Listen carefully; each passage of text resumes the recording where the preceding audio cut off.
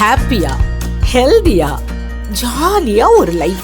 Lanco Harmonia Pavilion Senior Living Apartments at Sri Perambatoor 2 BHK just 49 lakhs. Call 7717273747. Parasakthi படத்தை பார்க்க தொடங்கும் முன் இந்த படம் திமுக கூட்டணி எதிர்கொள்ள போகும் தேர்தலின் மாபெரும் முரசொலியாக போகிறது என்று தான் சற்றும் எதிர்பார்க்கவில்லை என மாநிலங்களவை உறுப்பினர் கமல்ஹாசன் தெரிவித்துள்ளார்.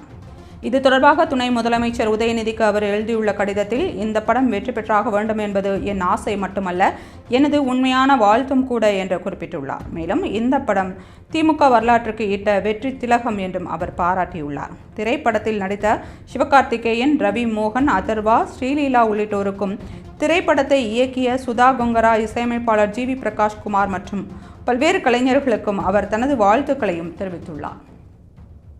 பராசக்தி படத்தை பார்க்க தொடங்கும் முன் இந்த படம் திமுக கூட்டணி எதிர்கொள்ள போகும் தேர்தலின் மாபெரும் முரசொலியாக போகிறது என்று தான் சற்றும் எதிர்பார்க்கவில்லை என மாநிலங்களவை உறுப்பினர் கமல்ஹாசன் தெரிவித்துள்ளார்.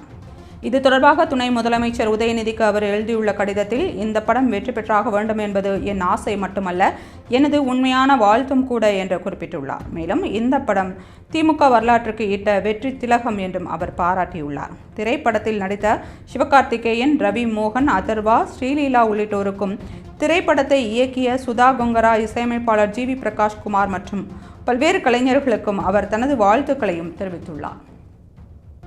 பராசக்தி படத்தை பார்க்க தொடங்கும் முன் இந்த படம் திமுக கூட்டணி எதிர்கொள்ள போகும் தேர்தலின் மாபெரும் முரசொலியாக போகிறது என்று தான் சற்றும் எதிர்பார்க்கவில்லை என மாநிலங்களவை உறுப்பினர் கமல்ஹாசன் தெரிவித்துள்ளார்.